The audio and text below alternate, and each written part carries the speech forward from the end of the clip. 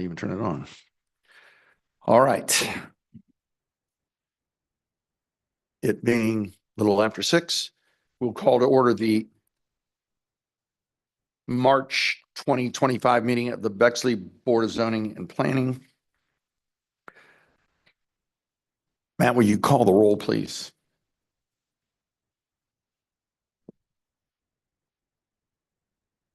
Mr. Asherburner. Here. Mr. King. Here. Mr. Rosenthal. Here. Mr. Levine. Here. Mr. Marsh. Here. Mr. Schick. Here. Chairman Beha. I'm here as well. Thank you. All right. I saw that we did get the minutes and of the January meeting. We have the minutes of the February meeting too. Let's see. Apologies, Chairman. We do not have them finished for this meeting. So we Okay. have to approve those in All right. April. So has everybody that was at the January meeting reviewed the minutes of the January meeting? And if so, are there any comments or additions, subtractions, or deletions or whatever else, modifications?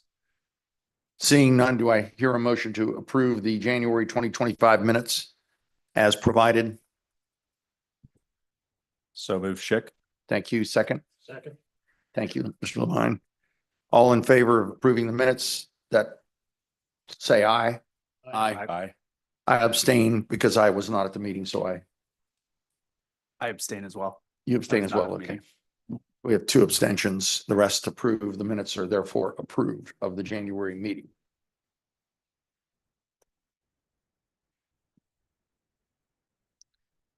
There is a opportunity for the public to make any comments regarding the operation of the Board of Zoning and Planning, as opposed to making a comment about any particular case. If there's anybody here this evening who wishes to comment publicly about the board and its general operation, please let me know by raising your hand. I see no hands, so with that, we'll move on to the applications that are before us tonight. We have we have a couple of pieces of old business. The first one is application BZAP 24-49 involving 2300 East Livingston Avenue. The applicant is Bill Downing. The owner is Bexley Apartments LLC, is the proponent for that. Please come forward, those gentlemen. The applicant is seeking a certificate of appropriateness to build a new multifamily mixed-use building in a mixed-use district, appropriately enough. Matt, don't you give us a quick little background, because I know we've had this case before and we're moving through the process here. We are. Thank you, Chairman. You all have, or this board had previously approved the variance and conditional use for the building and then remanded it back to ARB. It went through a couple iterations at ARB, and at the March meeting, the Architectural Review Board passed it 3-0, a positive recommendation to you all. The ARB had some design details they wanted the applicant to fix, but nothing too egregious that they couldn't work with the city staff consultant Karen Boker to finalize. Let's see. We did receive the applicant did go to the Tree and Public Garden Commission yesterday, and their application did pass with about 5 conditions that the applicant agreed to, all of those conditions. So they did pass the Tree and Public Garden Commission. Something to play in on that. I think we have Jason Sudi, our city planner, here to add anything that I missed. Yeah, that's pretty much it. There haven't been any other substantive changes outside of what those 2 boards were interested in modifying the application. The one remaining item which the applicant has agreed to with regard to the site design is to match the Livingston Avenue Streetscape project as we discussed last month. And just as an update to you, the preliminary design review and updated budget have both gone through the city of Bexley and the city of Columbus, and that project is on track. And we were assured by the Columbus team just, I don't know, 3 days ago that they see no concerns about funding, and they're confident that it will proceed as it was planned. So that should be a project that we'll be seeing break ground here in the next couple of years. So we're excited about that. The only other item, if you look through the long list of requirements that are under the LA zoning district that have not been resolved, that the applicant will clarify tonight is regarding lighting. And we have some criteria with regard to the height of pole lights that can be in the parking lot, or either if they use building fixtures, or if they use those, they would have to be cut-off fixtures so that no light could intrude on neighboring properties. So they're still working through that, and they'll either have to address that tonight, or that may be something that they have to, come back to the ARB to deal with at a future time. All That's right. I've got. Matt? Two more items just for everyone's information as far as the process of this.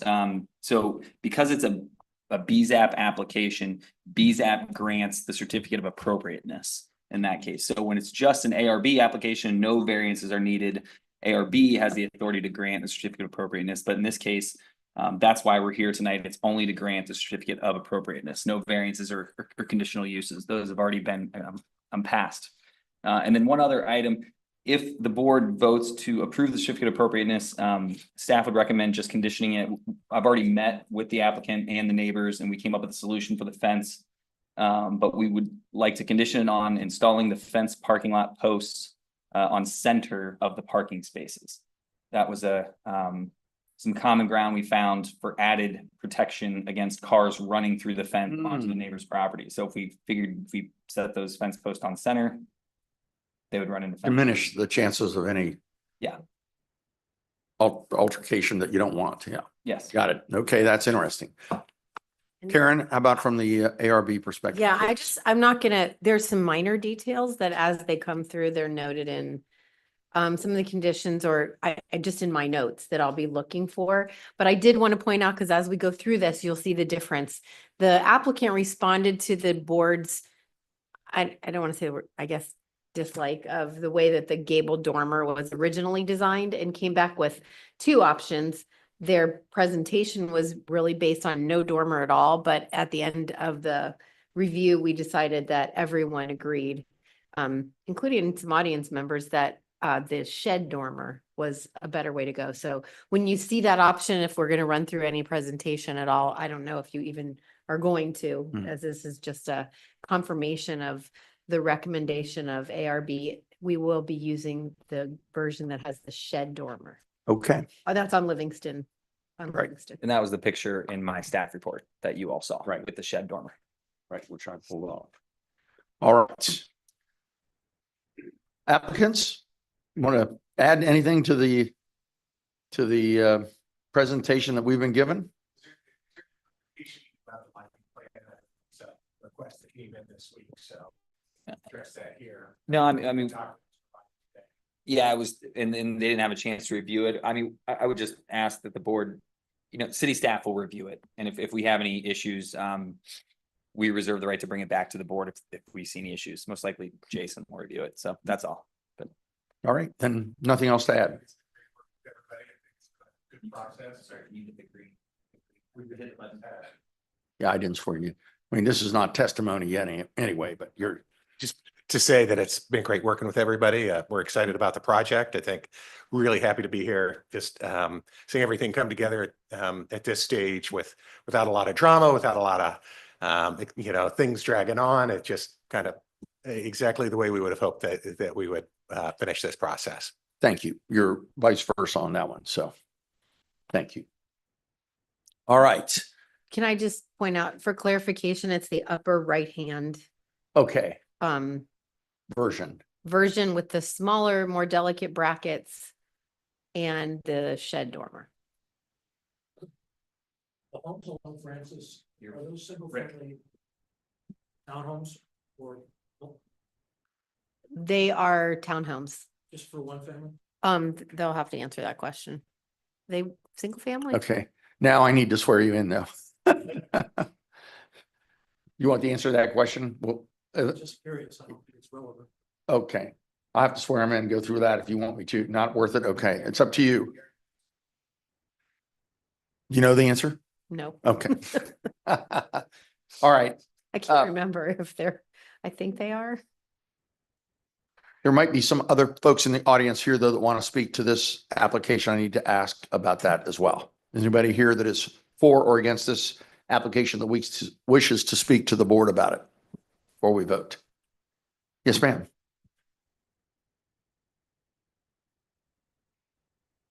I, Leah Turner, I do swear to, Do you swear or affirm that the testimony you give the board this evening with the truth, the whole truth, and nothing but the truth? I'll help you there. I just have a question. I was hoping to see the lighting, what they had today. If they have some images, I think it would be nice to see those. If they don't, I understand I'm in communication with them about it, but Okay.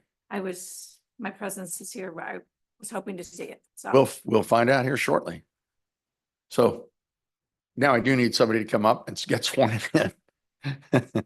And then you can ask your question. Rick, sir, would you raise your right hand?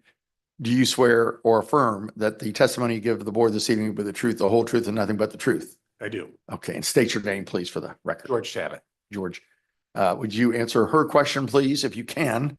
And then we'll let Rick ask his question.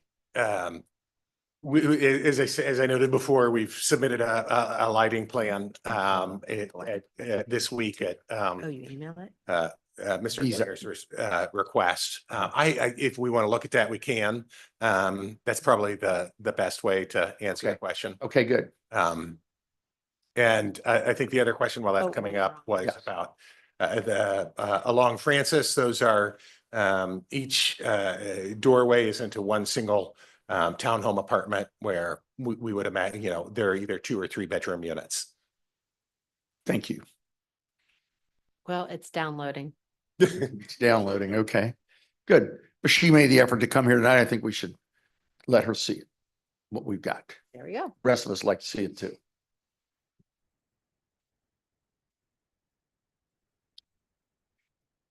So I'll note the project will be qualify as LEED Silver. So in addition to any requirements under that we have through City of Bexley to meet the LEED Silver requirements, we can't contribute to light pollution or anything like that. And there's other standards that guide how we light the site. Good.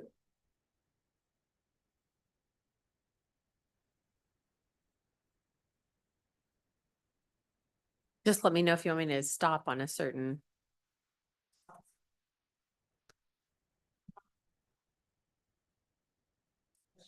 this one, But you have to come up to the microphone. But yes, absolutely. the red square right there, above the window, that's part of the townhomes. What kind, is that a light, I assume? They'll probably work on slow. All right. Your name, please. Bill Downing.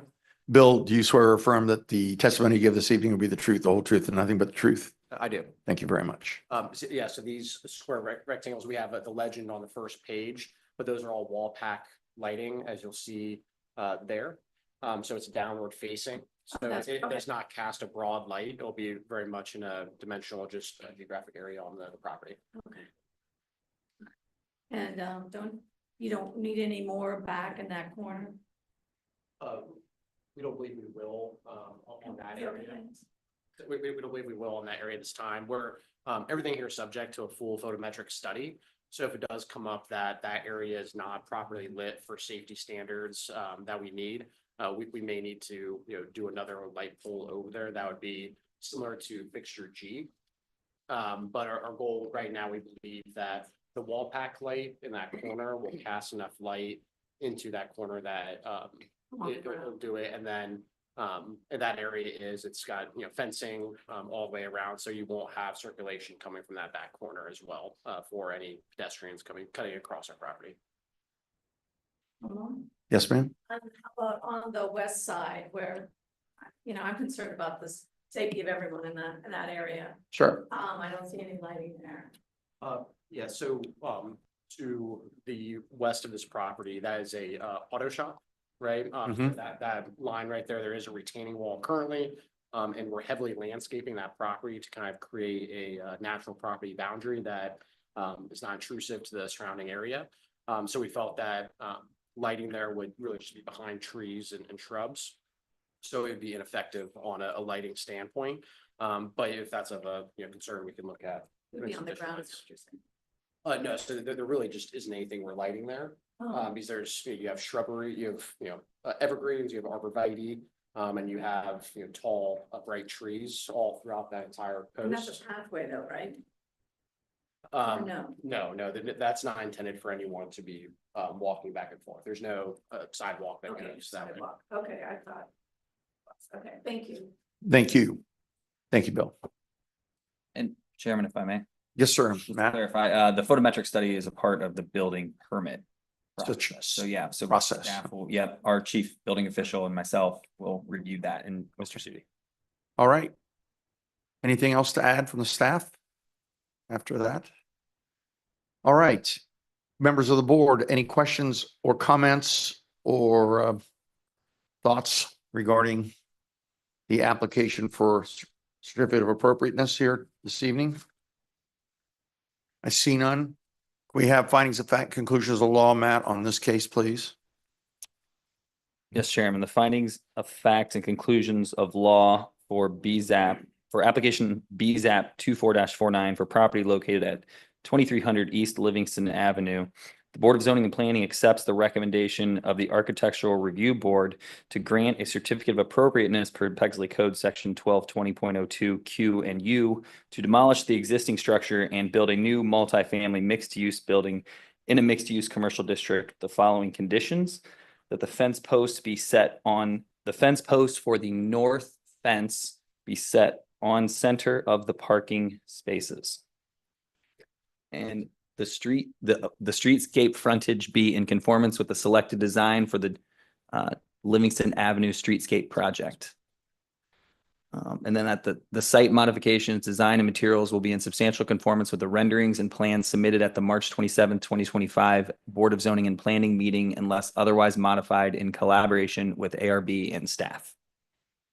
Okay, I think that's okay. Okay from your perspective? Okay, thank you very much. Members of the board, any alterations to that reading? If not, I would entertain a motion to approve the findings of fact and conclusions of law. So moved, Marsh. Thank you, Mr. Marsh. Is there a second? Second, Rosenthal. Thank you, Mr. Rosenthal. Please call the roll, Matt. Mr. Schick, Yes. Mr. King, Yes. Mr. Levine, Yes. Mr. Eschelbrenner, Yes. Mr. Rosenthal, Yes. Mr. Marsh, Yes. and Chairman Behal. I vote yes. Also, the certificate of appropriateness is hereby granted. Thank you very much. Nice work and nice project, and we appreciate your cooperation and all the tweaks as well. All right, the next case involves a similar set of witnesses, but it's application BZAP 24 50 involving 420 North Cassidy. The applicant is Bill Downing again, and the owner is the Community Builders. Mr. Klingler, give us a little background on this if you would, and I know probably you have some additional thoughts there as well. Yeah, so this one followed the same track as the last one, with the exception that this one sort of received a positive design review earlier on than the last one. At the March meeting, the Architectural Review Board voted for a positive recommendation for this application. Again, there were some small design details. They wanted the applicant to work with Karen Boker on the application. And then again, there were about 4 or 5 conditions at the Tree and Public Garden Commission regarding plant selection and the site be irrigated, a couple other things, but they passed the Tree and Public Garden Commission yesterday. Okay. That's all that I have. Jason, did you have anything? Jason, anything else to add on? Just the same issue about clarifying the lighting to make sure Right. it meets code. Other than that, no, there's nothing else. Okay. Aaron? I just wanted to thank the applicant and to point out this slide to all of you to see that the big issue that we asked them to investigate at the last meeting was rather, one board member, actually a couple board members were concerned about the appearance of rock cast base if it's not installed right over a long period of time. Asked them to look at alternatives, so they did a utility brick base exercise, and at the end of the day, the architecture review board preferred that they stay with the rock cast base. But they did go through that exercise, and I thank you guys for doing that. So that's the only difference you'll see from when you saw it last, I'm pretty sure. All right. Applicants, anything you'd like to add to the presentation? Okay. Anybody in the audience for or against this application, please? I see no indication of such. Members of the board, do you have any questions, comments, issues? Here's the lighting plan that was just Oh, brought up for okay. this one as well, so you can see the. Okay.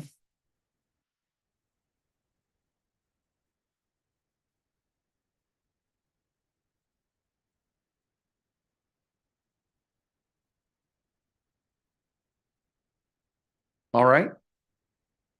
Any additional thoughts or questions? Members of the board? If not, Matt, will you give us findings of fact and conclusions of law on this matter, please? Thank you. Yes, Chairman. The findings of fact and conclusions of law for application BZAP 24-50 for property located at 420 North Cassidy. The Board of Zoning and Planning accepts the recommendation of the Architecture Review Board to grant a certificate of appropriateness per Bexley Code Section 1220.02 Q and U to demolish the existing structure and build a new multifamily mixed-use building in a mixed-use commercial district.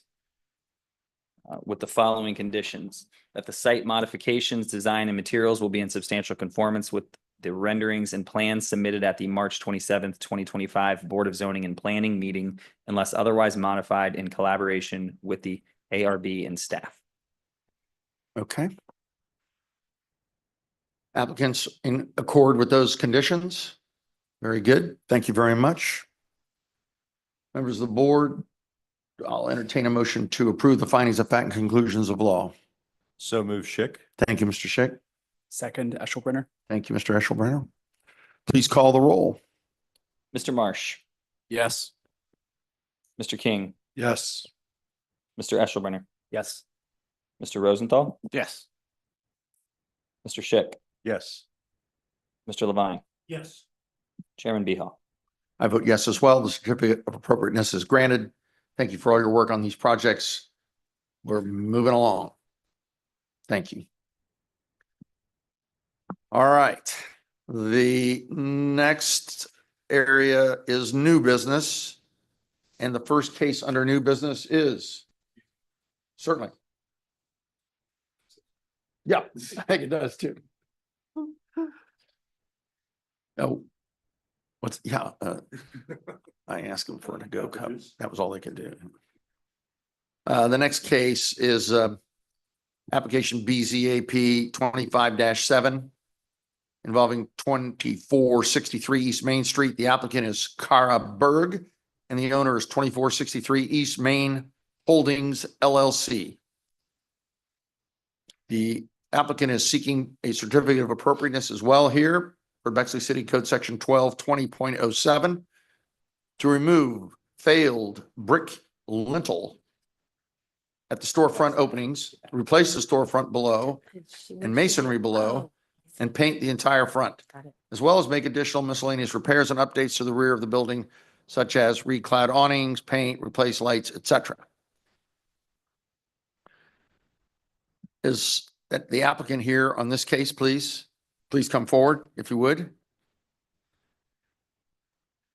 you don't mind, raise your right hand and be sworn.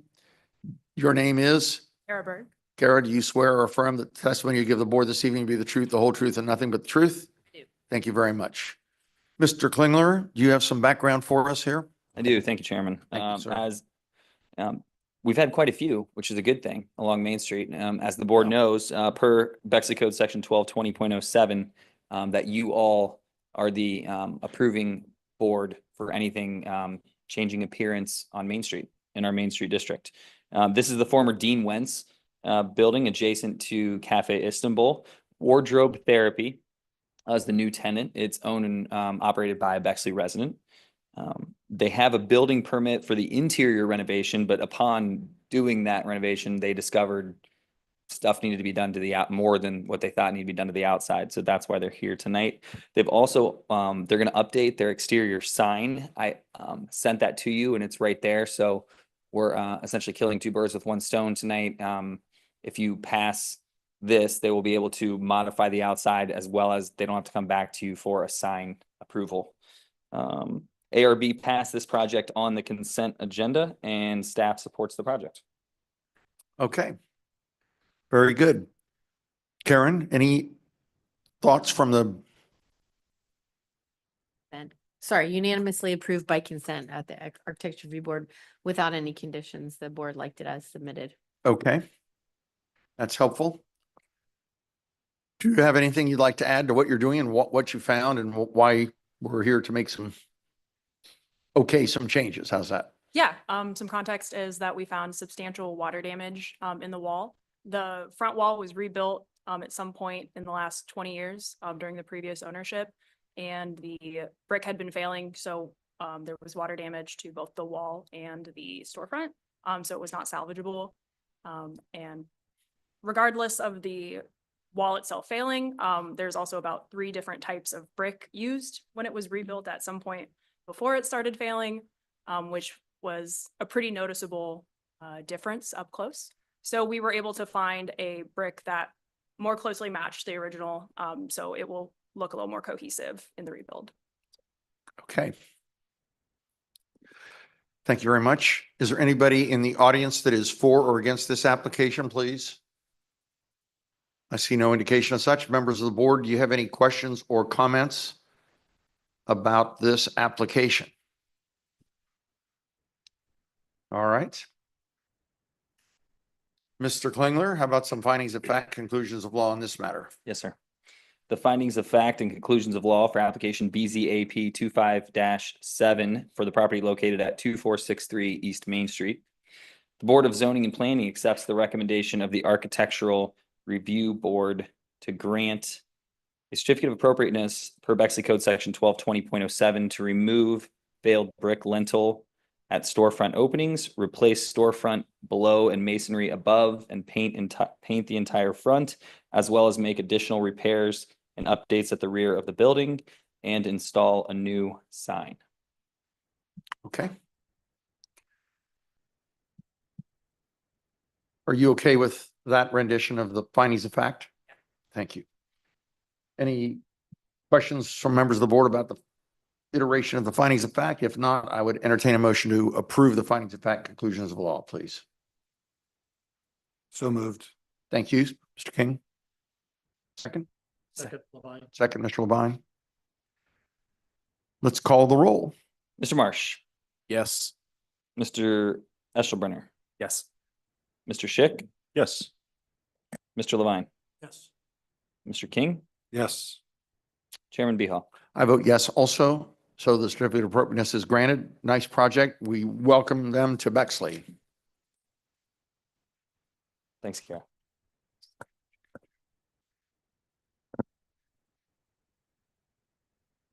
The next matter under new business is case BZAP 25-8, 49 South Parkview. The applicant is Darren Ramler and the owner is Anna Kump.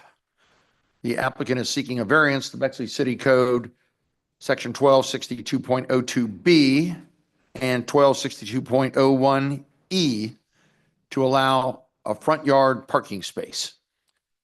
Would the applicant please come forward? Sir, your name?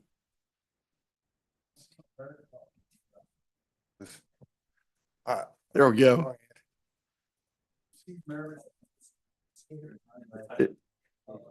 It's got to be green. Just press it down. It'll come out green and you can let it go. There you go. Your name is? Steve Maravich, I'm the landscape architect for the project. Okay, Steve.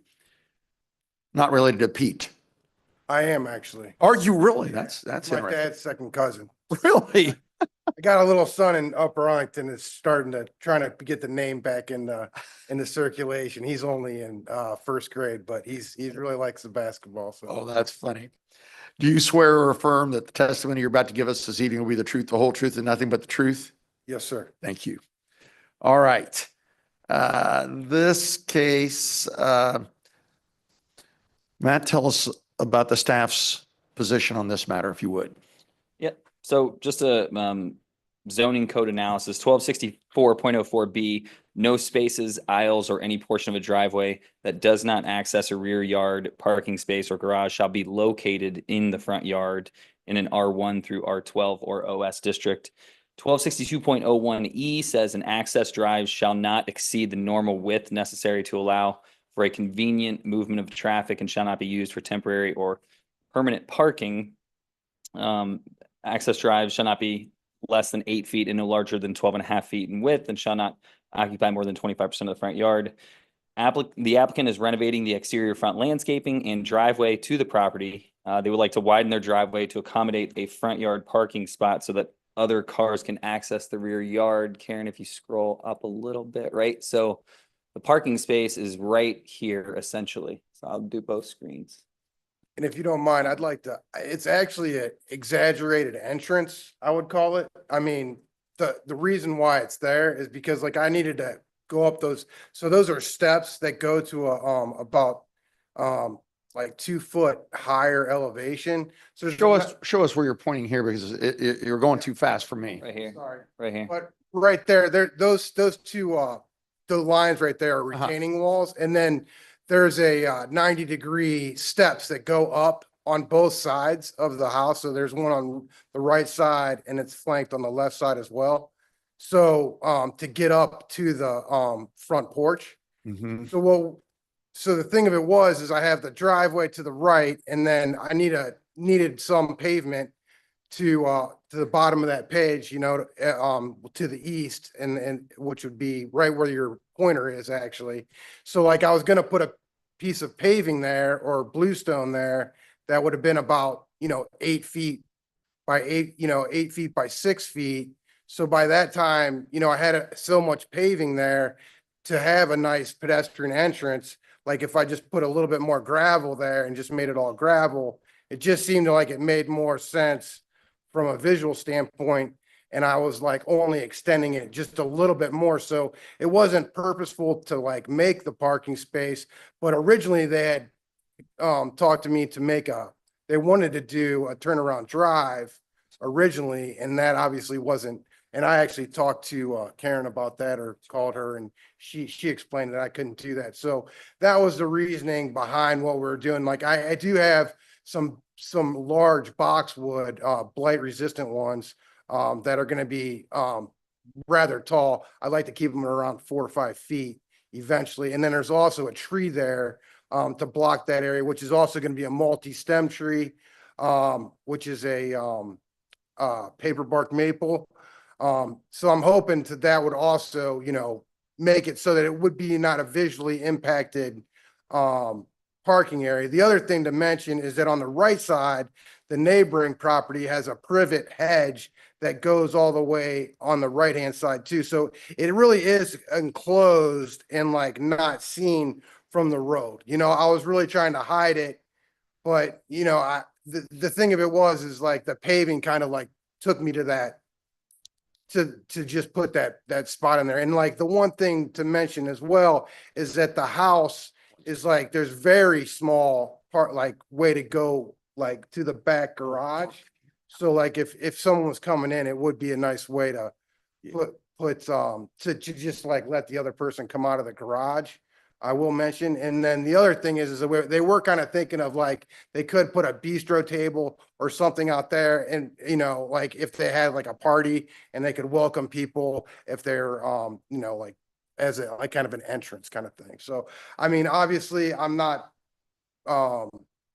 abiding by the zoning laws, and that does, irk me as probably as much as it irks you. So, I apologize for the mistake, but it did seem like a reasonable request just because I'm already would have a paving area like below those steps, obviously. So it just seemed like an extension of that. And then the one thing also I wanted to mention, it is, it's gonna be gravel, like the gold fines with granite dust.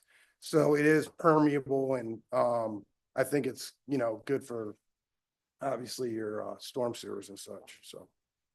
Do we have any sort of frontal photographs here that we can look at? Because I'm having a little trouble.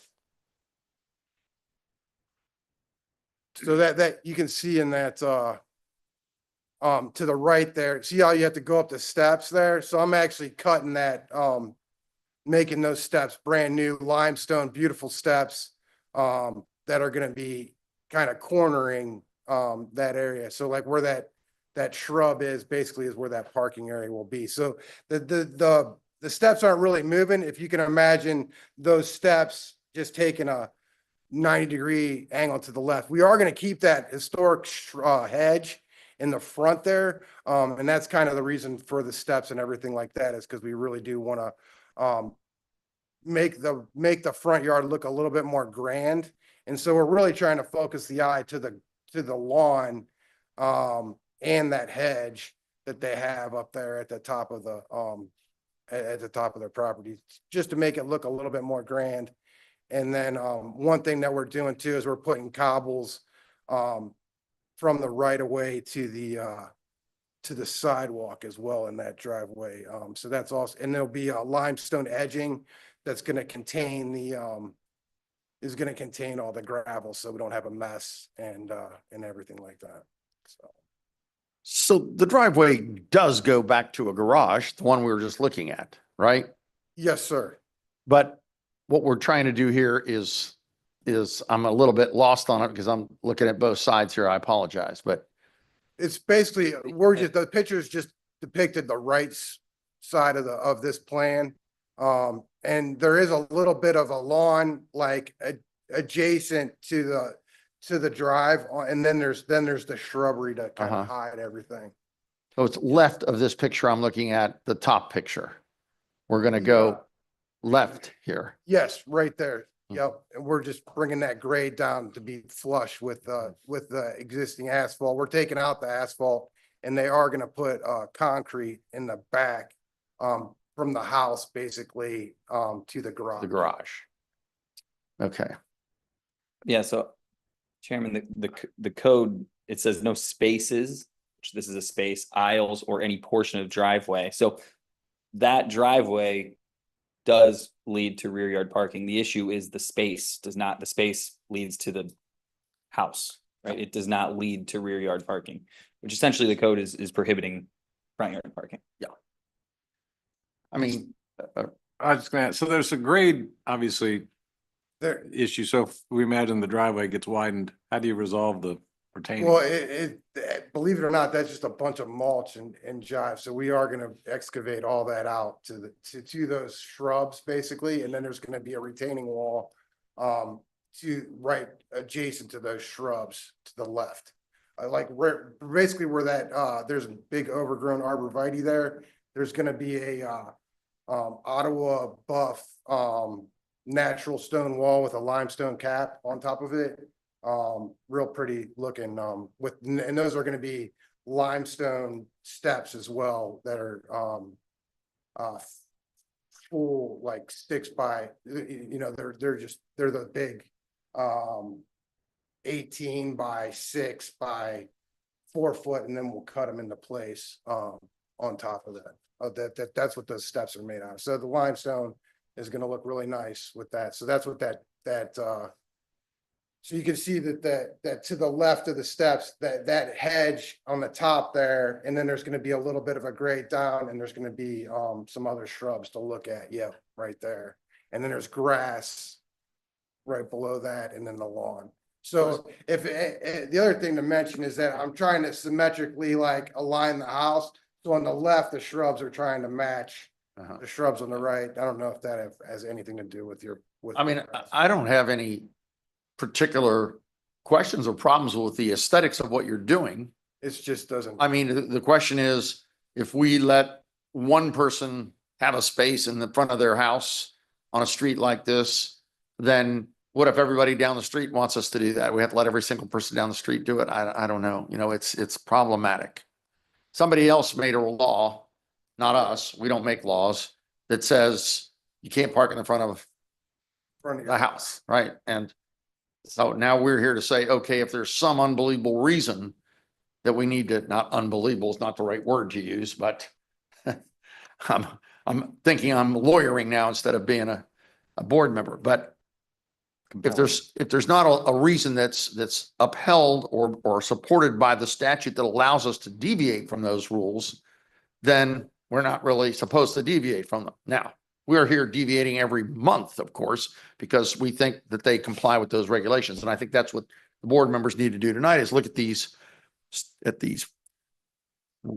conditions that we need to consider, none of which are conclusive conditions, but all of which we need to take consideration in a whole and make a decision. And then we set precedents when we make decisions that we have to live with on subsequent cases in subsequent months. So other than that diatribe, I should ask if there's anybody in the audience that is for or against this case too, to give somebody a chance that's here for or against this matter, but I don't see any indication of such. So with that in mind, I've asked all the questions, but I'd certainly like to open it up to questions from other board members. Is the intent to use that for like overnight parking? Or No, is no, it no, just- not at all. It's just to have extra room. To in that- make the entrance, right? So like Yeah. that's about 22 feet down, like from the top of that step.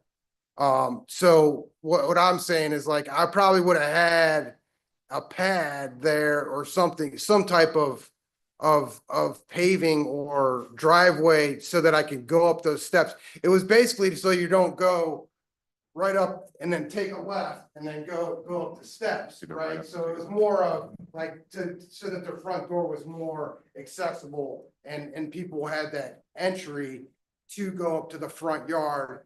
That led us to the 90-degree steps, which then led me to believe that, you know, I'm at least gonna have at least 5 foot or 6 feet here beyond the steps. So I mean, what's another little bit? That's how I figured it. So it wasn't necessarily a parking space.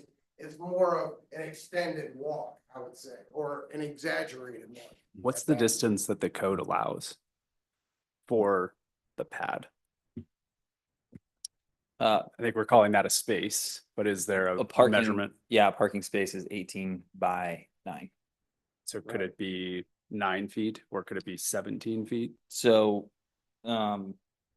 that is the, That's what that is the 1262.01E, where it says an access drive shall not exceed the normal width necessary to allow for convenient movement of traffic. So essentially no larger than 12.5 feet wide when you're going.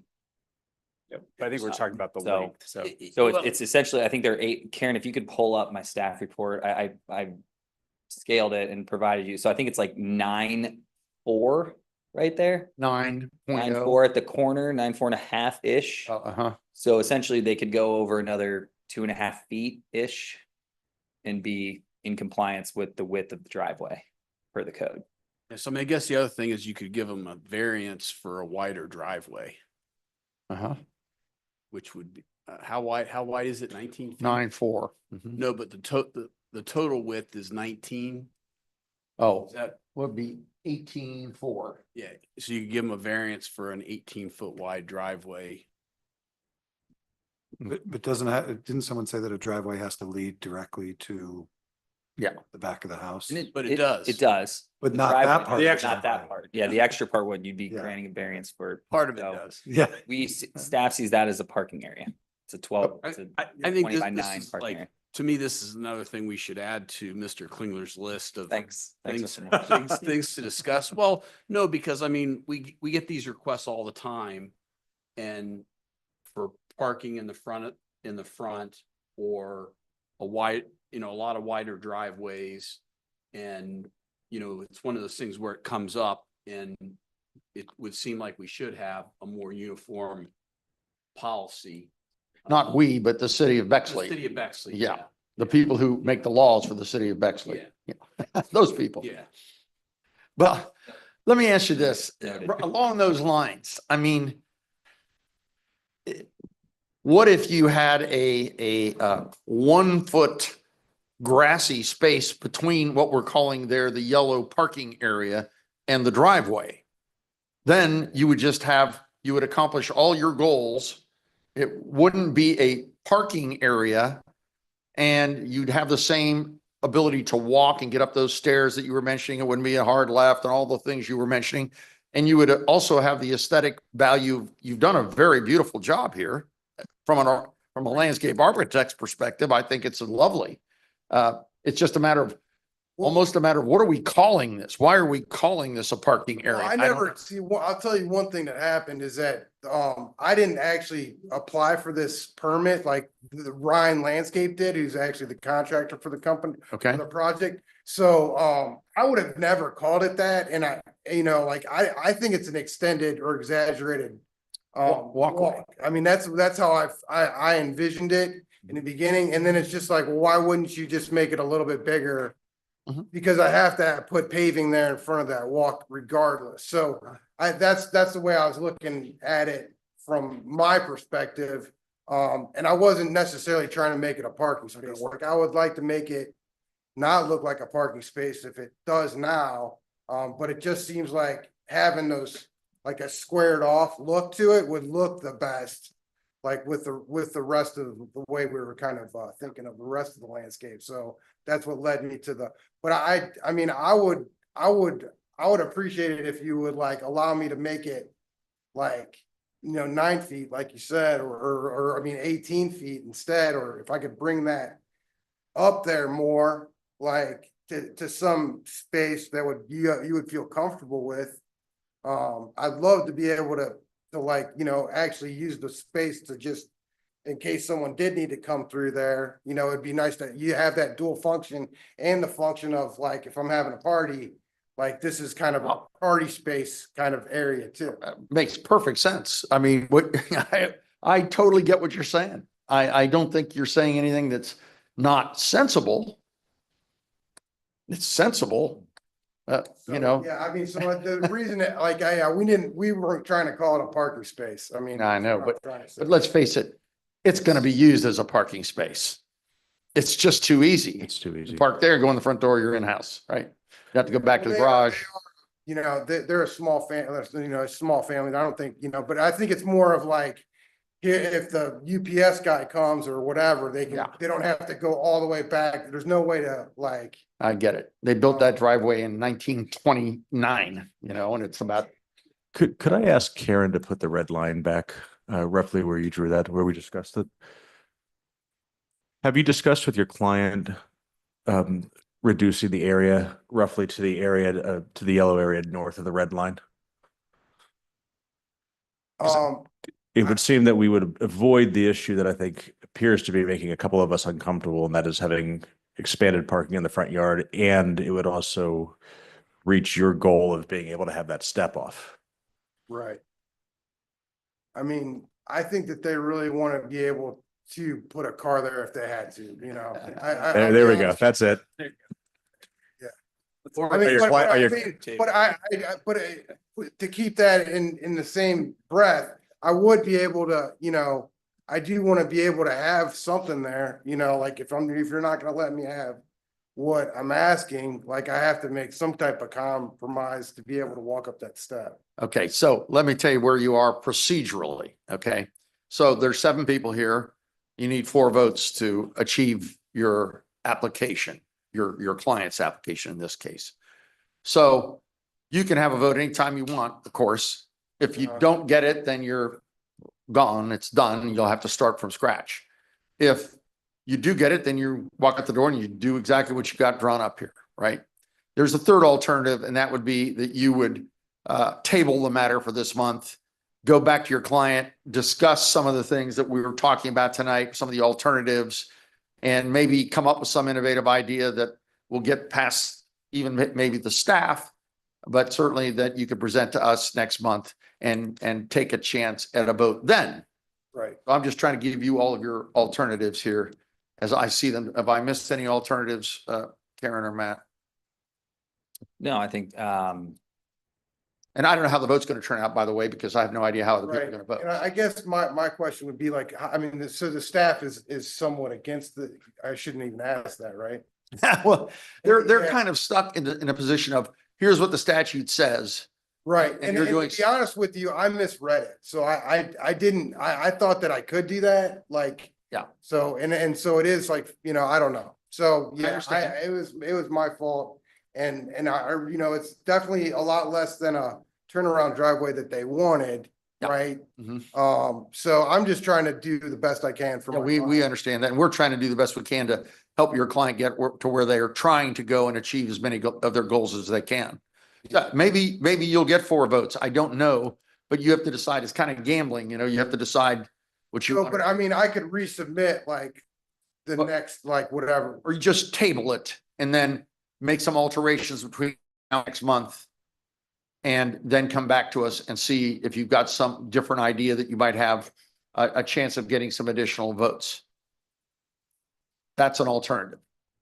And since there's nobody here on this case, if you'd like to sit down and think about that for a few minutes while you're not under the pressure here of me yapping at you, and we can hear another case, and then you can decide what you'd like to do, if that's okay with He, the he rest. can call his client, of course, during that time, right? I'm sorry? He can call his client. Sure.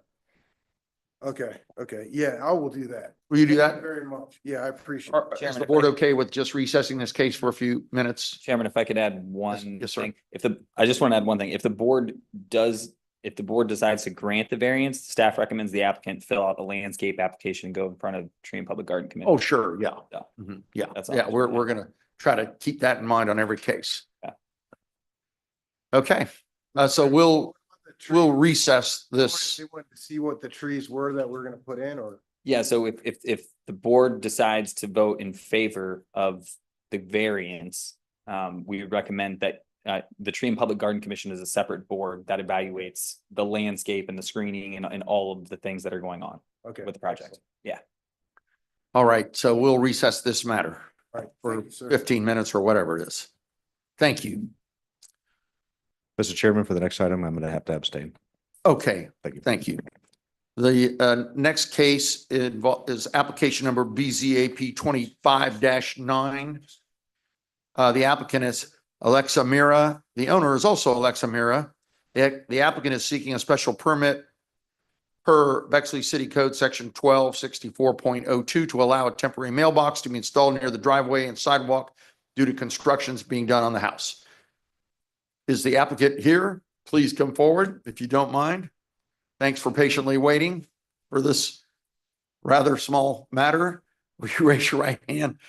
Your name, please. Alexa Mira. Alexa, do you swear or affirm that the testimony you give the board this evening will be the truth, the whole truth, and nothing but the truth? Thank you very much. Matt, this is a fairly simple request. Can you give us a quick staff assessment? Yeah, sure. So the applicant has gone through ARB and is in the process of applying for a building permit.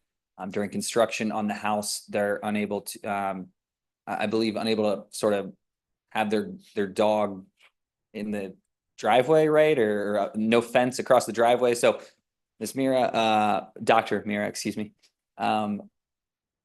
requested to put a mailbox near the sidewalk for the mail carrier.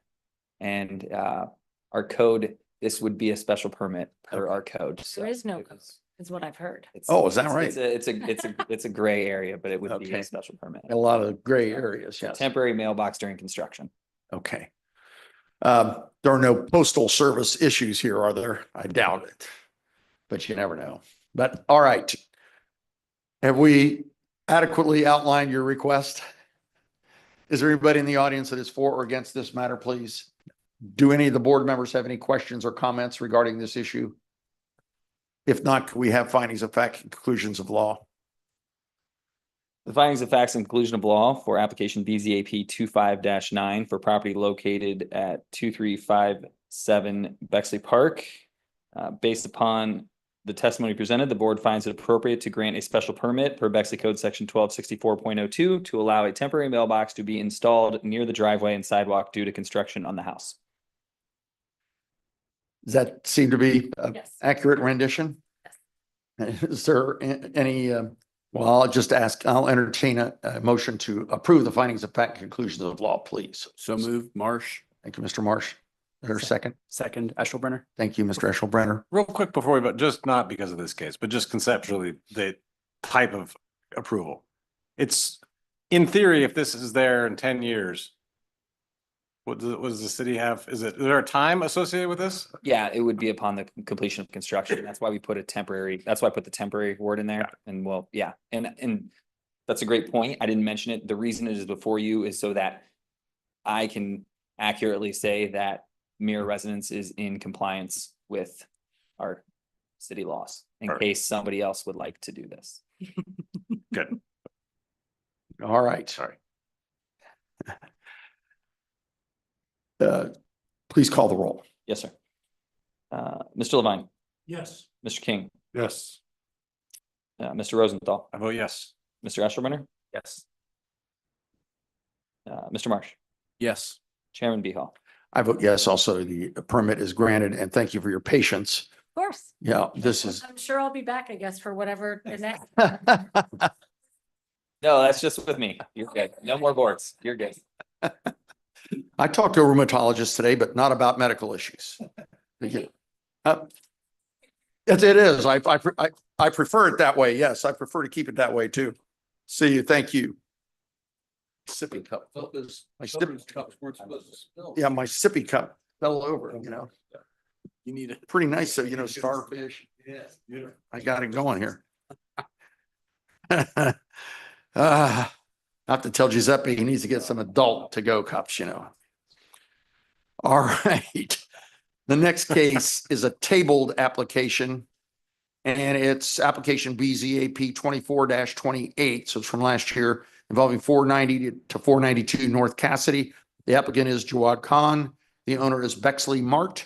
The applicant is seeking a special permit and variance from Bexley City Code 1254.17 to allow a food trailer accessory use structure to be permanently installed in the side yard of 490 North Cassidy. With those applicants, I assume that's you gentlemen. Come on up, please. Whoever's going to talk, who's the spokesperson going to be? You? Come on up. Let me get your name, please. Jawad Khan. Jawad, do you swear or affirm that the testimony you give this evening be the truth, the whole truth, and nothing but the truth? Yes, I do. All right. Are you going to testify too, sir?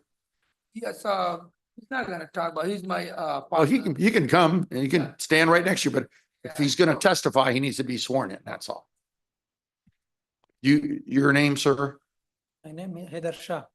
Haider Shah. Hadia, do you swear or affirm that the testimony you give the board this evening will be the truth, the whole truth, and nothing but the truth?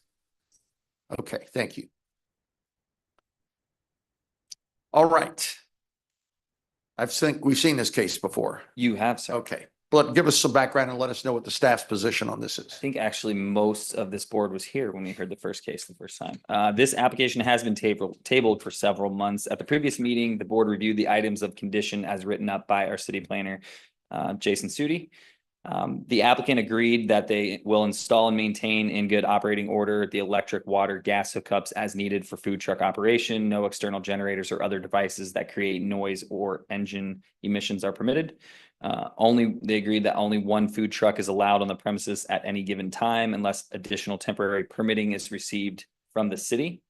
And then the next couple items was where the board had some pause, and then so it was tabled and they've come up with some solutions. The applicant will provide screening along Cassidy and Bellwood frontages in accordance with the MUD design standards. And then the dumpster at the rear of the property adjacent to the proposed food truck location be screened in accordance with the mixed use district design standards. So the applicant has provided a sketch of what they plan to install for screening. They will provide fencing around the dumpster and put the dumpster in the rear. The applicant also has submitted screening in the way of emerald green arborvitae for the streetscape. Unfortunately, I didn't have time to get back to the applicant on this, but where it's a tough situation because the green space that abuts the sidewalk on Cassidy is a tree lawn in its right of way. It's city right of way.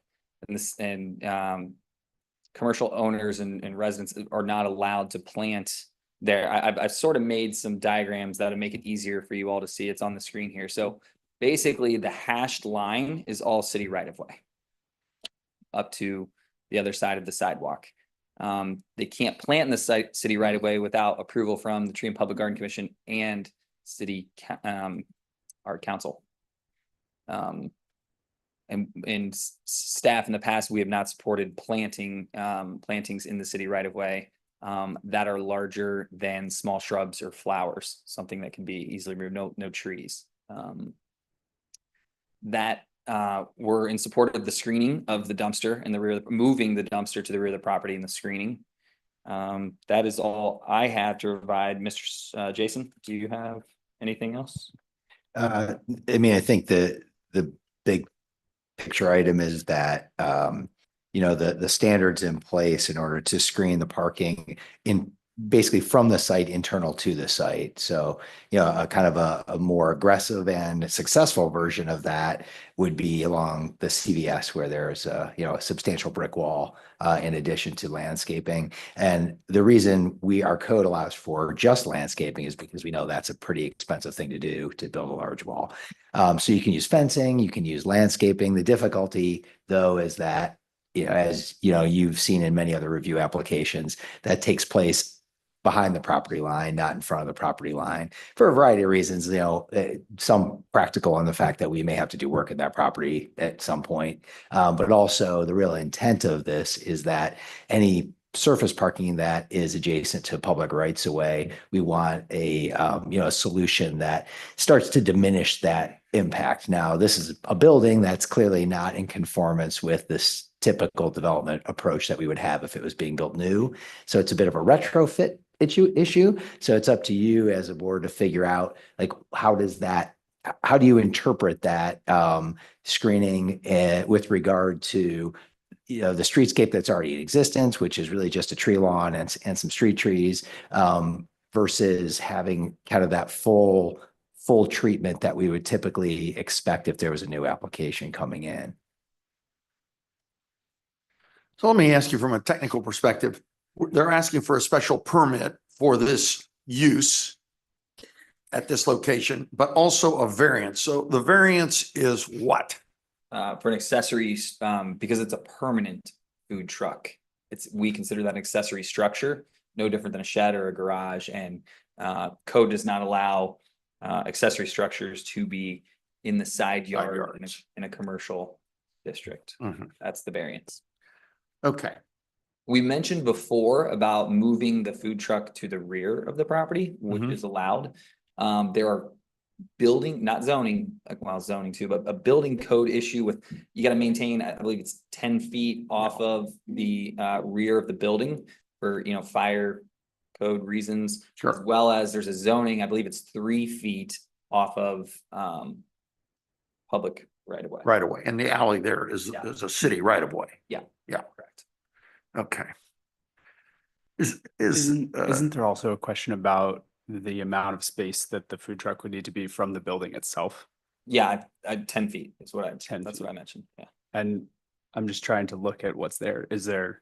Yeah, I don't think it was feasible. I mean, we haven't gone out, I don't think they've gone out and say, I don't think we've studied to see, did you guys see if it could fit with, like, a food truck is what, 7 feet wide? I don't know, 8 feet wide? There's enough space, between the food truck and the property. If you put it in the back of the building, that's what we're talking about. You'd have to maintain 10 feet away from the building. I mean, yeah. That's where your food truck could go. And then 3 feet from the right of way. You guys want to. It would be 100% concealed. It would be the back. Yeah. Anything is gonna work, so we'll do that. So we have spent money and, so anything possible, we'll do it, so if you guys. So to be clear, the issues about proximity to the building and just going back to the conversation about the rear. I mean, now it's all coming back to me. Well, there's a little bit of a thing where it's like, is it a structure or a truck? Because if it's a structure, are you going to inspect the foundations and is it going to meet model energy? If they were building it's like, it's not meeting the building code. It meets, right. So it's a weird. It is weird. We've said from the beginning, if it's not permanent, If it's moved off-site every day, you know, comes to and fro, that's fine. We could grant a permit. They would never be here. But because they're saying it's a permanent food truck, it will stay on the site all the time. We view it as an accessory structure to the property. But And what determines where these, let's, that scenario, how do you determine what's an acceptable place for this permit? What were the criteria? I mean, anywhere in Bexley you could have a food truck? Well, so there's in a residential district, I mean, it would have to be on public, you know, unless a private owner granted permission for a food truck to be on their residence and the city approved it. You could have it on a private driveway. People do that for parties and things like that. This is more of in the commercial district, you could have it in the rear of the property as a permanent food truck. In the Lion, actually, they came before you all and you granted them a special permit but it was in the rear of the property and they had to provide screening from the neighbors. There were a lot of hoops that had to, but that was 100% in the rear. The side yard, that is the side yard right there all the way to the alley. So that's why in our code says that you cannot put accessory structures in side yards in a commercial district. So let me ask you this. Or front yards, frontages. So you're saying if they weren't in a situation where they were in an accessory structure, they were going to come and go every day, you could grant that permit, the staff, without our involvement. Correct. Are you telling me that anybody can come here to Bexley and say, we want to put a food truck right next to City Hall over here, and you can say yes without going to any boards? I mean, They have that's to meet hard the for me to criteria believe. for a special permit. Pardon me? They'd have to meet this criteria for a special permit. So what we're saying is we could, because of this, we think we could grant them a special permit for this location. You guys without We, us? staff could, yes. right? So staff can grant special permits. Correct. So why do we have to grant certain special permits then? Well, depends on how the code works. And in this particular case, because this is permanent, then it becomes an accessory structure, which triggers a whole bunch of stuff. Jason, what are those criteria? Hold on, let me dig it out of there is a section that's retail sale of food items for mobile non-permanent food carts. Permit issued by the city, let me see, does not become, hold on, I'll have to dig it back out. Okay. Are you asking where the criteria is for a special permit? Or are you asking where the criteria is? No, I'm asking, what are the criteria for determining an appropriate location for a food truck? Gotcha. Let me find where that section is. And In the meantime, while you're looking that up, let me ask the applicants, is there anything you want to add? Well, I'm sure we're going to have some questions for you, but is there anything you would like to add? I mean, would move it every day, but the thing is, it's not a food truck, it's a food trailer, you know? So we gotta hook it, unhook it, and there is a stuff in it. If we go on the bump, so everything's gonna mess up, so it's gonna be really hard for us. Even like, if you guys said like, it's not gonna work on the rear, if you guys show us anywhere in the parking lot, we can move it there and park it, you know, if that's gonna work. Okay. And I think one of the issues that comes up, and the reason why there's this distinction is because of some of the things that we were discussing earlier with regard to fire access to the building and all those other things. If it leaves every day, then I know it gets a little smushy, but that means that we're under the assumption that it can leave every day. So if there was some sort of emergency issue or other thing that would arise, it could immediately leave. Whereas if it's a quote unquote permanent structure, it's an accessory structure, then it has to follow all the other things, because essentially we're saying it's a building and it has to meet all the criteria that a building would have to meet because it's always there. So that's the problem. And that's where, I guess, to me, that's the opportunity here, from my perspective, is it can leave. It doesn't sound to me like we're talking about anything that prohibits it from being, it's not like they're saying we're gonna put it up on concrete blocks and plant pushes around it and build a roof. It's like, what you've seen in food truck parks and stuff. It's like, this can be moved. They're just being honest and saying, we have no intention of moving it, but there's nothing inherently permanent about it. It's not anchored to the ground. It doesn't have to pass any sort of wind load test. It's not a building. Correct. It's on, it has wheels, it has a hitch, it has brake lights on it. It's street legal presumably, or could be street legal. Yeah, and I Yeah, think these- that's where it gets smushy though, because as it sits for a while, then when does it become no It's longer? temporary, permanent. Two different Yeah. things. Building code Right. does not apply. Zoning code applies. But As far as what an definition of accessory structure as we see it, when it's permanent, it's secondary to the building. So if it's sitting right next to the building permanently, that's an accessory structure as far as the zoning code is concerned. You're talking to the building code, which of course the building code does not apply to this other than food and fire code and that kind of stuff for inspections. But like, is a dumpster an accessory structure? Well, so does this thing. I mean, I guess I'm saying structure is the word I'm getting at. And to me, structure implies it's a building or built thing specific to the site. It's a shed, a pergola, a fence, a raised garden bed. I mean, we've seen all these, an enclosed garden. The distinction is it's hardwired for utilities. Say that again, Rick, I couldn't hear you. Hardwired for utilities. Okay, thank you. I couldn't hear. Well, we're requesting. We're asking that. Yeah, we did that to them. Right? They Yeah. didn't- So Going back to the staff report in the landscaping, it sounds like we're saying that since that's the city right away that are we not asking for landscaping, or we're asking for landscaping on their site as we typically would. So, a good example of this is a much smaller scale is like Cafe Istanbul. They have a small side parking area because it's visible from Main Street. We asked them to plant a small row of shrubs on their property in front of that. And so the problem is the city right away isn't really intended to be that screening. And for practical reasons that we may have to dig it up at any given moment, we tend to discourage anything that's very substantial there. got it, thank you. Yeah. So the real way to comply is they dig up 8 feet of asphalt. Or And some feet. Yeah, put Yeah. the screening there and then the right of way is the right of way. Yeah. Correct. Yeah, it probably doesn't have to be 8 feet, but probably 3 feet. 4 feet. Yeah. And then on the height of that screening, Yeah, we do have criteria for that, and I'll have to look at that really quickly, but it has to be, several feet in order to basically theoretically screen the parking lot lane. So 36 inches. For landscape, I believe it's 36 inches and it's a 4-foot fence and or stone wall. I have sort of another angle here that I'm thinking about, and that is just the permit angle.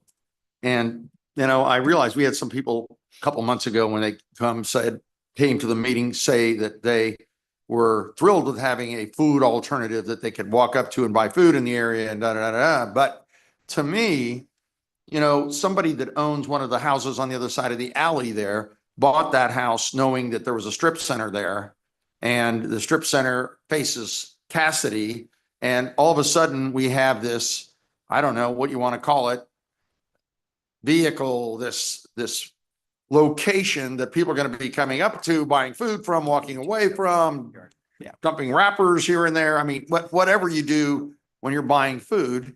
And I don't think that the people that own those houses on the other side of that alley bought those houses thinking there's going to be a sort of a temporary half-baked restaurant there that's a carryout It's place. permanent. I mean, partially permanent, right? Temporarily permanent, right? Thank you.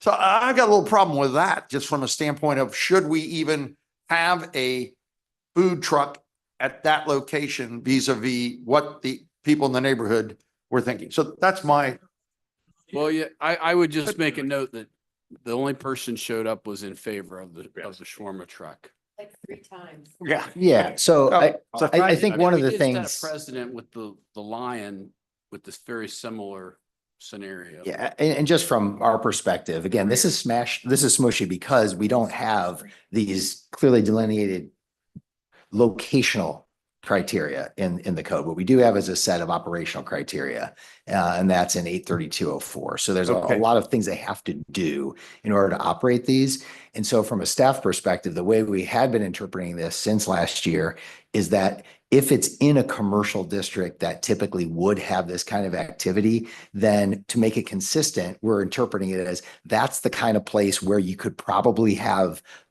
a permitted food truck on your own property. Whereas if someone came in and asked for it on, say, a public site, like next to City Hall, which, or if they ask for it in a public park or on their front lawn, our interpretation would be that is not what the intent of the zoning code, if we read the intent of that zoning paragraph says. I see. So we wouldn't think that would be a good place. Now, they could appeal that and come to you, and they could go to council, and council, you or council could tell us that we're wrong. Until that happens, we're going to interpret it as commercial districts probably make sense.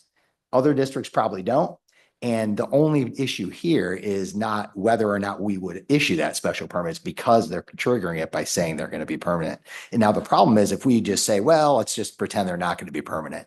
If they stay permanent and that thing clearly becomes dilapidated to the point where it can't move, they could be susceptible to us citing them for this being in violation until such time as they move it. And then does it become a thing where then they move it for a day and then it's okay, and then they move back and the cycle begins? So we're just trying to make this as efficient and neat as possible to essentially say, if we think that this is a location that can be used for a food truck, what mitigating site factors could we implement that would make it better? And one of those was which they actually already have to, they can't use generators. That's already in our code. Like, they can't basically create a noise or a nuisance situation. So what can we do to make it work the best visually and physically so that it functions the right way? And if you don't think there are any criteria that they've met, then that's okay too. Well, I think the countering argument which you're making is, if you buy a house next to a commercial strip center, then you're not really looking for too much privacy or too much protection from commercial enterprises. I just made both sides of the same argument, right? That's what we get paid for. Now, the one thing that is, a little bit different here is that they are not in conformance with the number of things we normally require on a commercial property, like screening the dumpster and all these things in the rear. So that's why we saw this as an opportunity to remedy some of those problems that you really probably should expect to be remedied if you lived right behind a commercial area.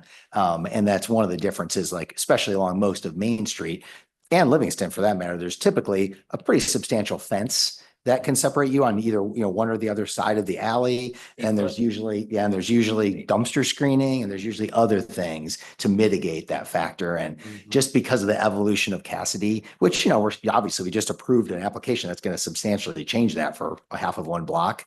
We just have kind of this old stuff that jams itself kind of right into a residential neighborhood without any of those protections. So the west edge of the lot is not striped for parking. I mean, when I look at it as seen from, I'm looking south, looking north towards the vet hospital. I mean, it looks to me like you could easily cut 4 feet of asphalt out and landscape that and not adversely affect the function of the parking lot, at least as it's striped. And there's no stripes in the there's only one row of stripes in there along the building. Yeah, that's the view I'm looking at. So nothing on the left is striped for parking. It looks to me like you could carve out a band of asphalt on the left side of that image and put the screening on the property instead of in the city right away. Yeah, that's accurate. And they have enough parking with what they have striped on their lot to meet code requirements. So, I mean, well, yeah, the chairman's first argument carried weight with me more than the second. I mean, I'm in favor of trying to find ways to put commercial use in these spaces. And so the idea of trying to find a way to help make it possible to do this on the south end of the building is of interest more than behind. And I think these ancillary improvements to the lot, they could be achieved, including that screening along. I also, who controls the width of this curb cut? Is that the city or is that them? Yeah, I mean, they could narrow it if they wanted to, for sure. To me, that's like it's hazardous and it's unsightly and it's likely to cause, fender benders. So to me, it's like some of those things to me start to feel weightier than they did the last time we talked about this, to where I'm more sympathetic to the idea. So tell me about the width of the curb cut. I don't understand well, I just, you think it's too wide? It's wide, very wide. Yeah. And I mean, generally. That's a matter for the person these gentlemen are going to be paying rent to, I assume. Which is Bexley Mart Inc. or whatever it's called here. I got to find it. Bexley Mart doesn't say what it is. It's probably an LLC. Get a variance. So I guess I go back to the original conditions that we talked about, which sounds like they're interested in complying with. If I may, a couple things. Sure, Matt. Thank you. One, you asked for the definition of accessory structure. Accessory use or structure means a use or structure of the same lot width and nature customarily incidental and subordinate to the principal use or structure. Parking structures or parking lots are accessory structures or uses except where they are the principal structure or use, or where they're an integral part of the principal structure or use. So that's how we look at that. This is, it's a food mart. They're selling food out of it. It's a food truck. It's going to be permanent. It's the staff made an accessory structure.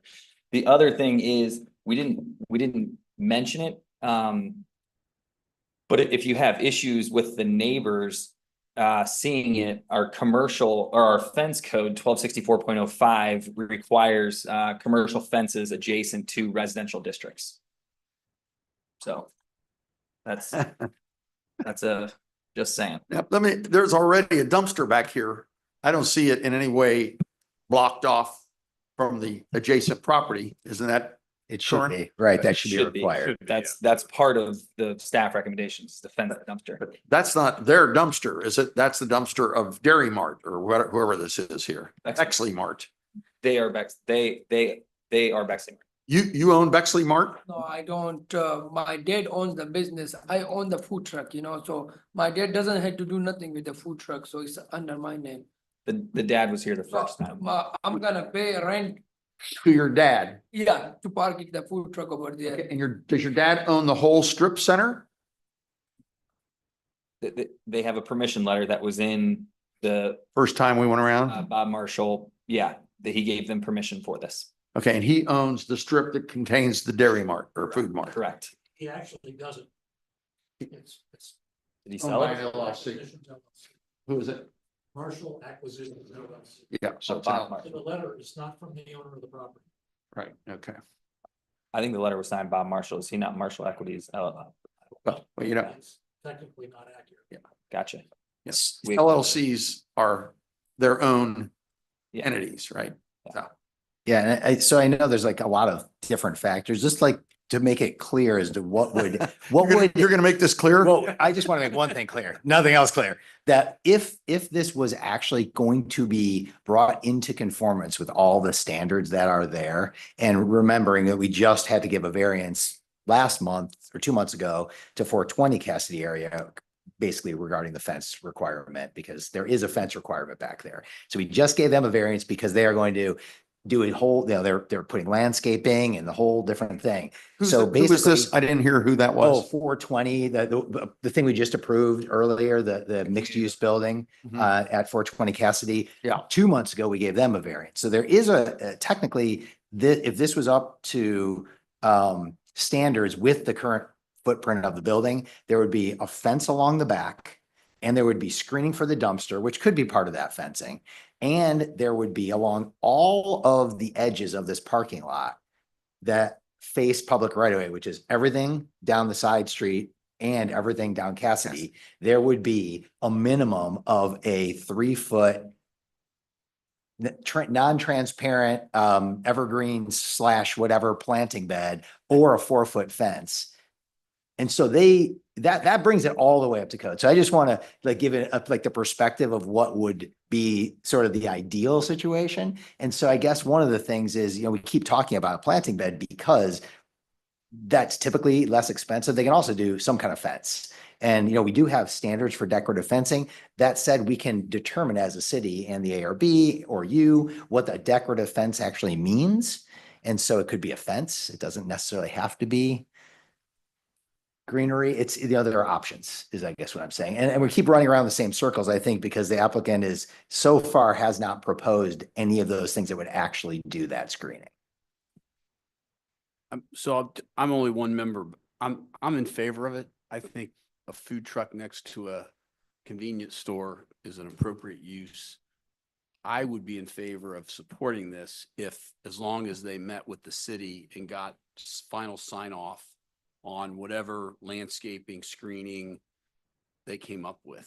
I think that's the issue, in that so far we have only seen, this has been since last August. I know. There's been one plan that's been submitted most recently, and all that plan was dropping a bunch of arborvitae in the right of way.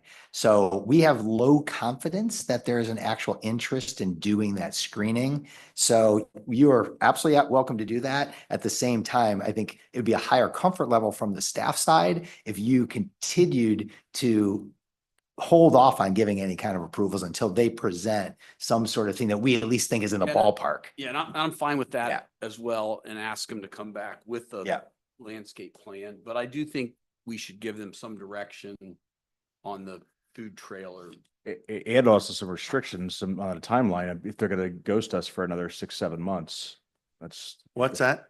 They were non-responsive for many Oh. months there, according to staff, if I recall correctly from previous meetings, so. As long as they're not there selling food, they can wait forever, can't they? So unless I missed Do we it, have- has there been? 1 any month, Discussion of 1 what year, this yeah, that's property's Gonna look like? It is not relevant to our code. So what color is it gonna be? Yeah, that's none of that is in our code. So yeah. we just say whatever, Our code does not speak to it.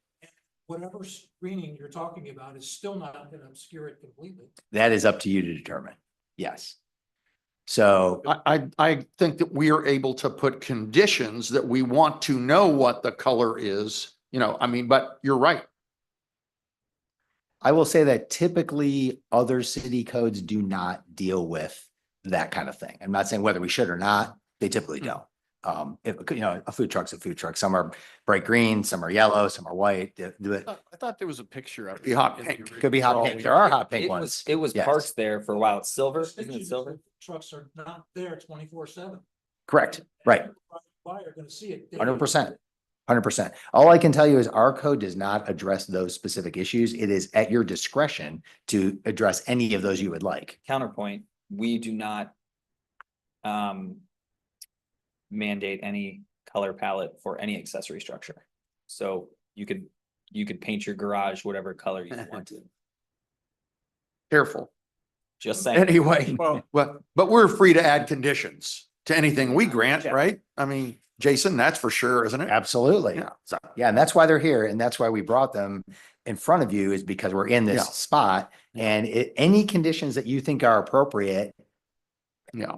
we're, But, well, let me make a suggestion to you gentlemen. It may be that Marshall Properties LLC here needs to participate with you in some sort of a plan with what you're going to do with this location so that we know how you're going to do this, which will make it easier for us to vote. Now, you can't do that tonight, obviously. So you can always have your vote tonight if you want. That's up to you. But if you say to us, I'd like to table or delay this request so that we can go to the landlord and we can go to your dad and you can figure out some things and you can come back to us with some, would be nice. I think you'll get more favorable approval or disapproval, whichever you're going to get, but you're going to get more favorable consideration if we can see what it looks like and we can see what your plans are for how you're going to operate it. And you can see whether there's going to be, a way for, wrappers of all the food that you're going to serve that aren't going to be strewn in everybody's front yard around there, right? Let us know what you're doing and then we can vote. I would suggest that you consider delaying this hearing for a month or even 2 months if it takes you, but something to get back to us with more details about how you're going to put landscaping around it, how maybe the owner, Mr. Bob Marshall, may be for all we know, the manager of this LLC that owns the property, but he might not be, President Trump might be the manager of this LLC for all I know. So the point of the matter is that I think you need to come back and you'll have a better chance of getting a successful vote, in my opinion. In my opinion only, I'm only one vote. Right. Do you have a thought about that or Yeah, I'll just go and talk to my brother, so. okay, are you okay if we delay this for a month? You guys say like it's, how many feet should be from the sidewalk, you said, like the food truck where we parking? Is there any way if we just move it to the parking spot or no? Well, It's still the see, same. you got to get that all discussed with the staff because we can't really discuss that here. You know, we're all 7 different people. We're not in charge.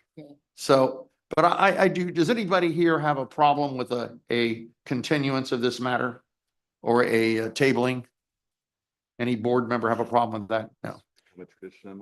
Do you want to, do you want to request a tabling or a delay of this matter? Okay. I would entertain a motion to table this matter at the request of the applicant for 30 days. You need 30 days or you need 60 days? 30 days. 30 days. Staff, are you okay with that? Are we tabling it? 30 We would days? be tabling it to a certain date. Yeah, So it 30 would be days. April 24th meeting. Correct. Technically, so- not quite 30 days. Not quite 30 days. It would be, yeah, but Okay. we would request that new material be sent to the city no later than 14 days from now, 10 days. 10 days from now. You guys generally, I This try is to the give you a week Thursday, ahead of time, so Let's by say April 14th. well, today is the 27th, so let's just say April 10th. What day of the week is that? That would be 2 weeks ahead of the next meeting, so yeah. Okay. Good job. That, I just have That's to what you pick that want. one out of the. That's sky. fine, that's fine. All That's right. perfect. So by April 10th, 2 weeks from today, you need to come to the staff with your new information and your plans. And maybe Mr. Marshall and your dad can help you come up with a plan for what needs to happen. And the staff will be happy to talk to you and them about all this and see if we can come up with something that works or not. Thank you so much. Okay. Is there a motion to table this matter, please? So move, Schick. Schick, second from Mr. Rosenthal. All in favor of tabling this matter, say aye. Aye. All opposed? There's no opposition. The matter passes unanimously. This matter is tabled till the April 2025 meeting of the Board of Zoning. Thank you for your patience tonight. All right. Okay, thank you. All right. Let's reconvene. I see we have some additional authorization here. And Doctor, we haven't sworn you in, so if you don't mind, we have to swear everybody in. This is a quasi judicial event, believe it or not. Do you, your name, please? Name is Anna Camp. Anna Kamp, do you swear or affirm that the testimony you give this evening will be the truth, the whole truth, and nothing but the truth? Yeah. Thank you very much. We've already sworn Steve in Maravich. I do remember his last name. So you continue to be under oath. Okay. Just for your knowledge. All right. So we're here discussing various alternatives and whether we should go ahead and vote on this evening or whether we should give you, as we just did with the prior case, an opportunity to get a month, or it's not quite a month, as I was pointed out, it's 29 days or whatever, to reassess the situation and maybe come up with a more innovative alternative that keeps you from possibly getting some no votes here in this.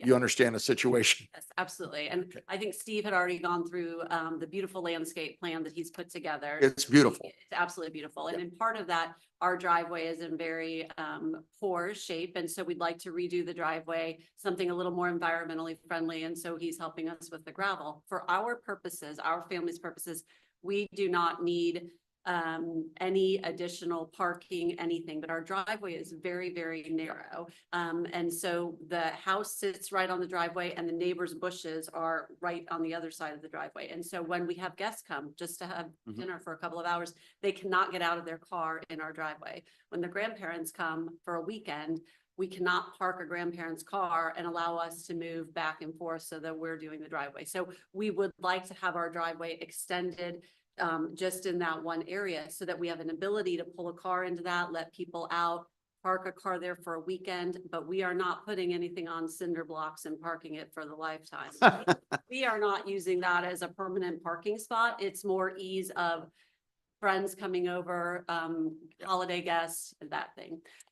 When he came up with this suggestion, we actually thought it was really appropriate because the house right across the street from us has it. The house just to the north of us has it. We walk our dogs around the neighborhood when we see very We see many other houses that also have it, so we thought it was very appropriate. Go ahead. That was one thing that you guys had mentioned, that like if neighbors, if you let us do it, then the neighbors would do it. Well, you know, as soon as I called her, the first thing she said was, I'm looking at two houses everybody, right you know, now. looking at two houses right across the street. So if there is precedent in the neighborhood, then, you know, I'm hopefully that would. Well, we have circular drives too that are in front of houses. We understand.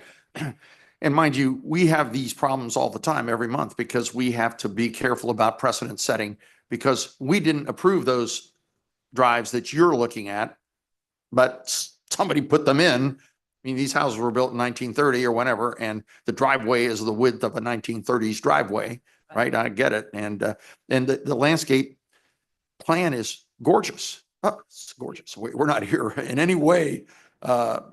Is around the Yeah. extended area. as you Yeah. see. So it will be nicely hidden or nicely accented with the landscape.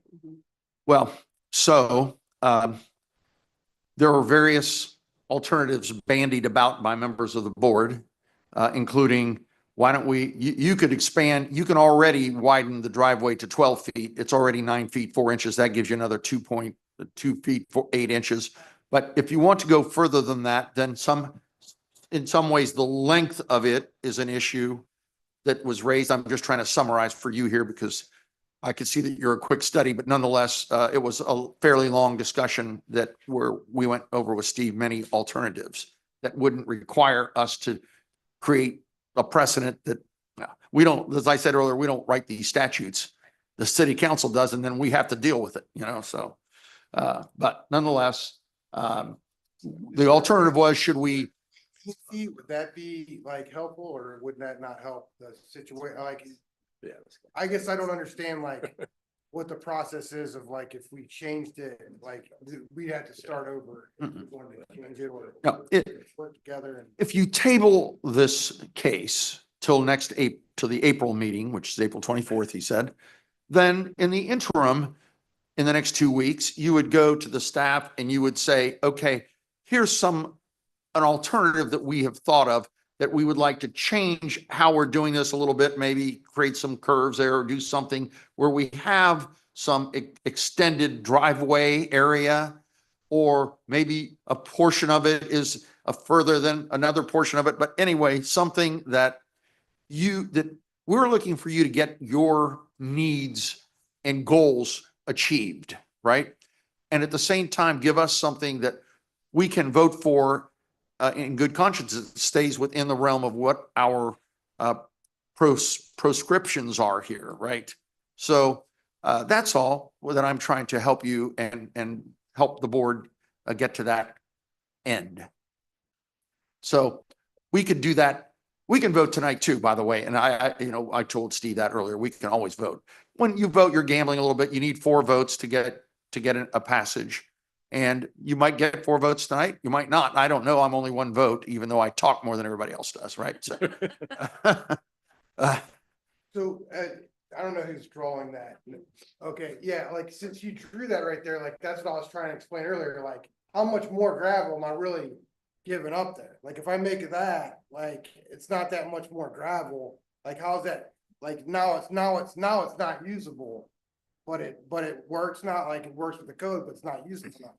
Well, it works for the pedestrian aspect you brought up, but design wise, but it definitely doesn't allow a car to park there. But of course, the car parking there is the thing that requires the variance. So I don't think anyone has what it does do, though, it lets you access those stairs, as you mentioned, was an important one of your goals. It also allows you to pull the car up so that you can let people out of the car at the front of the house and get people in and out. Your grandparents can come in and out and all that kind of good stuff. And it gives you a little leeway that probably you could sneak another car by there and get it to the garage while somebody is there. I mean, I don't know I'd have to have measurements and know what a car's width are and all those things that architects know about that I don't know anything about, right? But Chairman, if I may. yes, sir. That would be, in my mind, acceptable. That drawing right there. So the 2 code issues are, of course, 1264.04, no parking space in the front yard. Parking spaces 18 by 9 or 17.5 by 8.5 if you have a compact car. The other one is 1262. It says an access drive shall not exceed the normal width necessary to allow for convenient movement of traffic and shall not be used for temporary or permanent parking. Again, I don't see that as, you're gonna park a car there, but I do agree, that gives the width to let somebody out. So you could pull up kind of at an angle and let the doors out, and then you'd have to, you could stay there or park somewhere else. But to me, that would need no variance at all in my Yeah. my eye. We wouldn't even be here, right? And as much as enjoyable as this is for you, I'm sure. Problem with Okay, that is we could do like, the grid, the grass grid, and then you could still park there, like beyond that if we want to, but it just, that stuff always dries out and it's like it's real hard to keep the grass to Yeah. stay, it's just a hard, you only have like that much soil, so that could be an alternative too, that we could maybe look at, but it just not gonna work for what our use is. But all these alternatives could be discussed in great, without all this pressure of having to make a decision if you table it. And I don't know, whether it's a timing issue here or not. It's not, and honestly, I would choose to table it. We're spending a lot of money to do this. and Sure. we certainly increase the aesthetics of our front and certainly our driveway, which is in bad shape. And I want to get what is most useful for us. So we'll table it. We'll bring pictures and measurements, so you see how narrow the driveway is, what the limitations are, and different options. So we'll table it. Thank you. I appreciate that. I think that's a very good idea and will make it Yeah. better for us as well. Be the variance, but it doesn't get what we need. And from a design standpoint, if they said we have a 12-foot driveway, 12 and a half. They could have 12 and a half foot driveway, and then we want bluestone 3 feet, 4 feet wide for pedestrians to walk to our front door immediately adjacent to that. Yeah. Is there anything in the code that makes that problematic? It doesn't give you a parking space, but Yeah, it doesn't. but in terms of trying to give some relief, the Yeah. house doesn't have a sidewalk. I'm kind of saying is that'd that's be my fine. sidewalk, it's But- not the driveway. Yeah.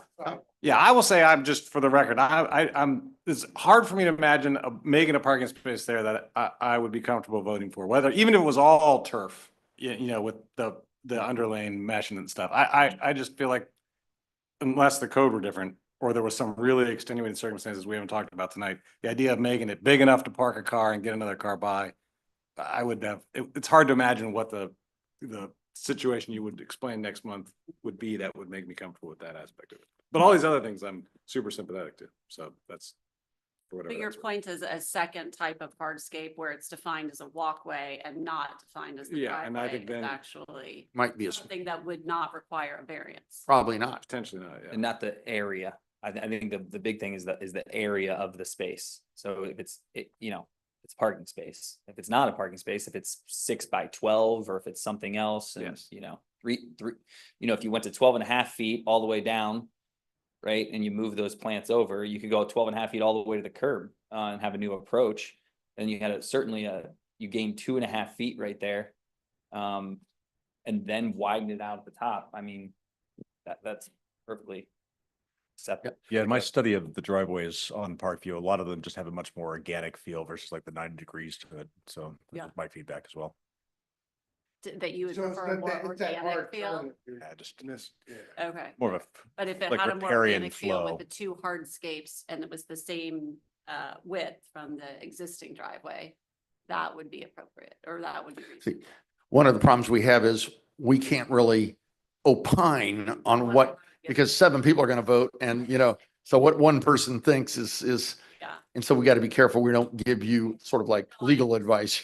And we actually like the right angles, like the design he gave us. We actually like that, and everything's designed around that, so. Yeah, no, we get it. Yeah.